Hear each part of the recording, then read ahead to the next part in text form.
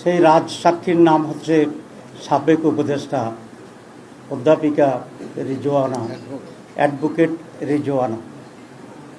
তিনি একটা সাংবাদিকের সাথে কথা বলে এটা প্রকাশ করেছেন যে আমরা যারা তাঁর ভাষা নারীদের উপযুক্ত অধিকারকে নিশ্চিত করতে পারে নাই, তারা বিরোধী দলে থাকলেও আমরা কিন্তু তাদেরকে মূলধারা বা প্রধান শক্তি হিসাবে আমরা আসতে দিই না। তাহলে বোঝা যায় আমরা যে ইলেকশন ইঞ্জিনিয়ারের যে কথা আসছিল বা আসছে, সেটাকেই উনি নিজেই স্বীকার করে রাজসাক্ষী হয়েছে।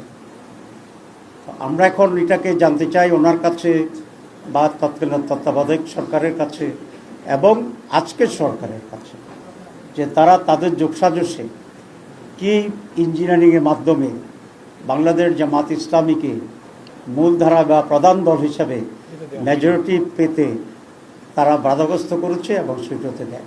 এবং আমরা এটাও জানতে চাই মাননীয় সাবেক উপদেষ্টার কাছে যে এই ইঞ্জিনিয়ারিংয়ে ওনার সাথে আর কারা কারা জড়িত ছিল, পুরা গভর্নমেন্ট ছিল নাকি গভর্নমেন্টের একটি শক্তিশালী অংশ ছিল যারা নির্বাচনকে প্রভাবিত করেছে, এবং তাদের ডিজাইন অনুসারে সেখানে DC, SP, TNO, OC, presiding officer ইত্যাদি নিয়োগ করে আইনশৃঙ্খলা পরিস্থিতির লোকদেরকে নিয়ন্ত্রণ করে তারা তাদের এই কাঙ্ক্ষিত যে সংখ্যা, সেই সংখ্যায় একটি দলকে জিতানোর জন্য তারা ব্যবস্থা গ্রহণ করেছিল। জাতির কাছে এটা স্পষ্ট করতে হবে।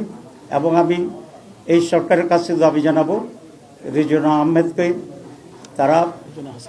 রিজওয়ানা হাসানকে তারা কিভাবে জিজ্ঞাসাবাদের আওতায় আনবেন এবং আওতায় এনে তার কাছ থেকে পরিষ্কার যে সিচুয়েশন তিনি তৈরি করেছিলেন সে সম্পর্কে ওনারা জানবেন, আমাদেরকে জানাবেন, দেশবাসীর কাছেও এটা পরিষ্কার করবেন।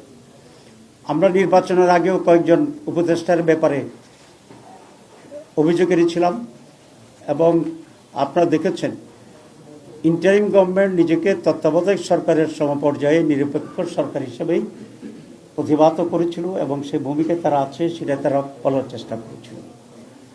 এবং একটি নীতিগত কথা ছিল যে ইন্টারিম গভর্নমেন্টে যারা দায়িত্বে থাকছেন উপদেষ্টা হিসাবে তারা কোনো সরকারে দলীয় সরকারে তারা কোনো ধরনের অংশগ্রহণ করবেন না, কোনো মন্ত্রিত্ব গ্রহণ করবেন না।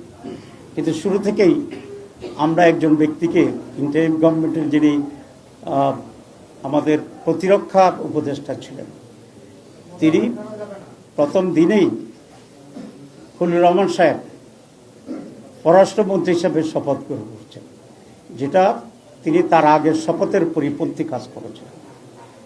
এখানে এটা স্পষ্ট যে খলিলুর রহমান ছিল লন্ডন কনস্পিরেসির প্রধান হোতা এবং সেখান থেকে তিনি সরকারকে মোটিভেট করে ষড়যন্ত্র করে বর্তমান যারা সরকারে আছেন তাদেরকে সুবিধা দেওয়ার জন্যই উনি অব্যাহতভাবে কাজ করেছিলেন এবং তার সেই কাজের পুরস্কার হিসাবেই উনি পররাষ্ট্রমন্ত্রীর এই রিওয়ার্ডটা উনি পেয়েছেন।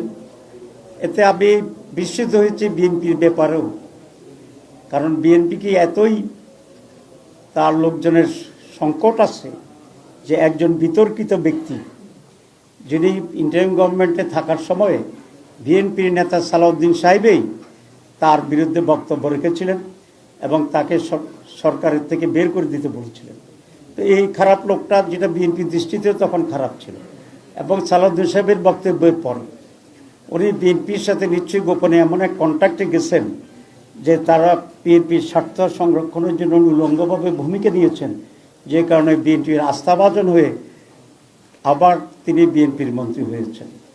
কারণ নিশ্চয়ই বিএনপির সাথে ওনার এমন এক কমিটমেন্ট ছিল, বা ওনার সাথে বিএনপির এমন এক কমিটমেন্ট ছিল যে উনি ইন্টারিম গভর্নমেন্টে থেকে বিএনপিকে হেল্প করবে নির্বাচনে, আর বিএনপি সরকার গঠন করলে ওনাকে মন্ত্রী বানাবে। এই দুটাই কিন্তু ওই তাদের অবস্থান দিয়ে পরিষ্কার হয়। সুতরাং খলিলুর রহমান সাহেবকেও একইভাবে জিজ্ঞাসাবাদে আনা উচিত এই সরকারে, এবং যে কী ধরনের কনস্পিরেসি রিজওয়ানা সহ অন্যরা তারা করেছেন, যে জাতিকে একটি সুষ্ঠু নির্বাচন থেকে তারা বঞ্চিত করেছে।